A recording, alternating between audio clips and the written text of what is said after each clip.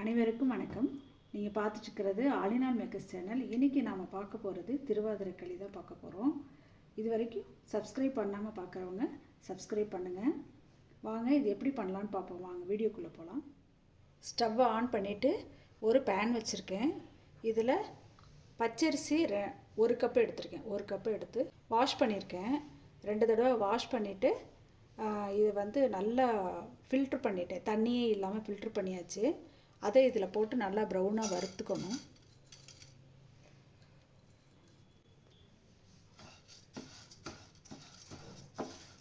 இதை நல்லா செவக்க வறுத்து எடுத்துக்கலாம். இது தண்ணியாக இருக்கிறதுனால கொஞ்சம் லேட்டாக தான் ஆகும். ஹை ஃப்ளேமில் வச்சுட்டு நம்ம வறுத்துக்கலாம்.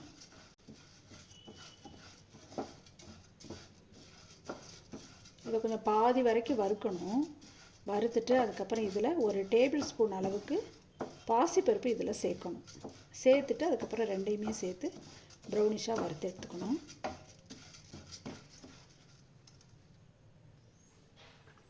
இப்போது அரிசி நல்லா ட்ரையாக இருக்குது. இதில் நம்ம பாசிப்பருப்பு சேர்த்துக்கலாம். ஒரு டேபிள் ஸ்பூன் பாசிப்பருப்பு சேர்த்துப்போம்.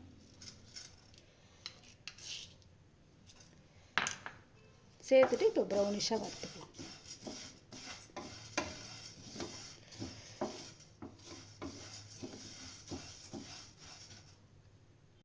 நல்லா செவக்க வறுத்தாச்சு. இப்போது இதை இப்போ நல்லா ஆற வச்சிடணும். ஆற வச்சுட்டு மிக்ஸி ஜாரில் தண்ணியே இல்லாமல் ட்ரையாக இருக்கணும். மிக்ஸி ஜார் காஞ்சிருக்கணும். ஜாரில் போட்டு நல்லா ரவை மாதிரி நம்ம அரைச்சி எடுத்துக்கணும். நெய்ஸாக அரைக்காமல் ரவை மாதிரி அரைச்சி எடுத்துகிட்டு வந்துக்கணும். அடுத்தது ஒரு பாத்திரத்தில் 3 கப்பு தண்ணி விட்டுக்கிறேன்.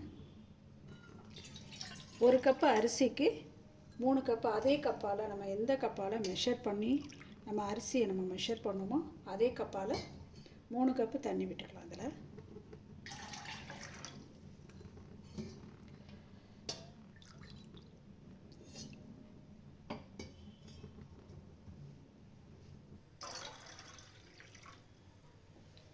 மூணு கப்பு தண்ணி விட்டுட்டு இது நல்லா கொதித்து வரணும். வந்ததுக்கப்புறமா நம்ம வெல்லம் எவ்வளோ அளவு அப்படின்னா 1 கப்பு ரைஸுக்கு 1.5 கப்பு நான் வெல்லம் சேர்த்துருக்கேன். உங்களுக்கு இன்னும் ஸ்வீட் வேணும் அப்படின்னா நீங்கள் 2 கப் சேர்த்துக்கலாம். கம்மியாக வேணும்னா 1 கப் சேர்த்துக்கலாம். உங்களோட மெஷர்மெண்ட்டு தான் அது. இது நல்லா காயட்டும். காஞ்சதுக்கு அப்புறமா நம்ம வெல்லத்தை சேர்த்து அதுக்கப்புறம் நம்ம ஃபில்ட்ரு பண்ணிக்கணும். வெல்லத்தில் தூசியெல்லாம் இருக்கும்ல, அதனால் நம்ம ஃபில்ட்ரு பண்ணி எடுத்துக்கணும். ஒரு மூடி போட்டு மூடிட்டோன்னா சீக்கிரமே கொதிக்கும். அதனால் ஒரு மூடி போட்டு மூடி வச்சுருவோம். தண்ணி நல்லா கொதித்து வந்திருக்கு. இதில் நம்ம இப்போ வெல்லத்தை சேர்த்துடலாம். 1.5 கப்பு வெல்லம் அதை சேர்த்துருவோம். இப்போது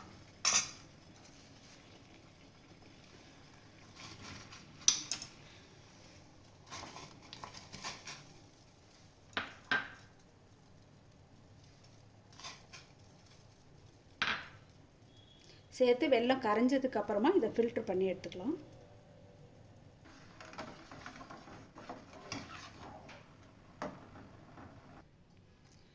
இப்போ வடிகட்டி எடுத்துகிட்டு வந்துட்டேன். இதில் 1/2 ஸ்பூன் ஏலக்காய் தூள் சேர்த்துக்கலாம்.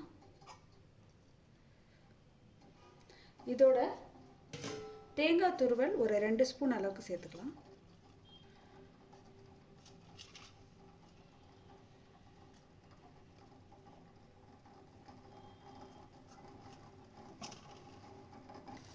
இதில் இப்போ நம்ம ரவை மாதிரி பொடி பண்ணியிருக்கோம்ல அரிசி, அதை இதில் சேர்த்துக்கலாம்.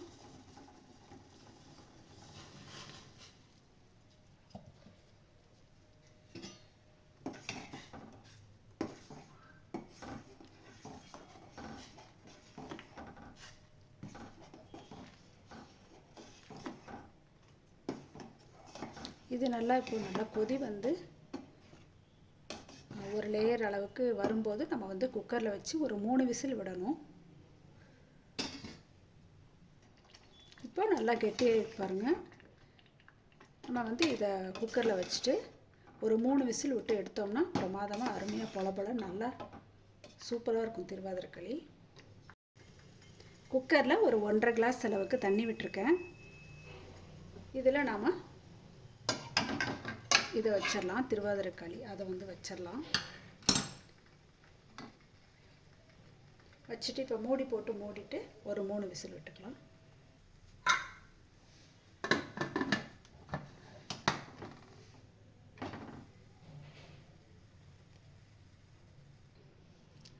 இப்போ 3 விசில் வந்துருச்சு. 3 விசில் ப்ரெஷர் நல்லா அடங்கியிருக்கு. இப்போ எப்படி இருக்குன்னு பார்ப்போம். நல்லா சூப்பராக இருக்குது.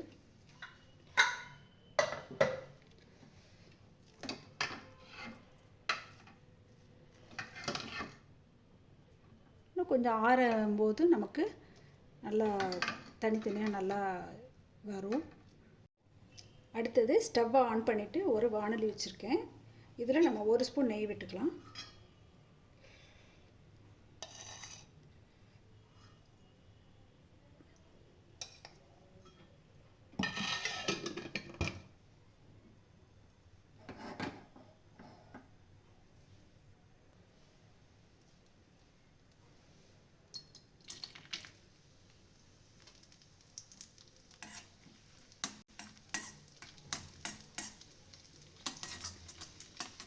இதில் பாதாம் பிஸ்தா ரெண்டுமே போட்டிருக்கேன். இது கொஞ்சம் ப்ரௌனிஷாக வந்தோன்னே எடுத்து நம்ம களியில் சேர்த்துக்கணும். இப்போ ஸ்டவ் ஆஃப் பண்ணிடலாம். அருமையான திருவாதிரை களி ரெடியாக இருக்குது. இதே மாதிரி நீங்களும் ட்ரை பண்ணி பாருங்கள். தேங்க்யூ.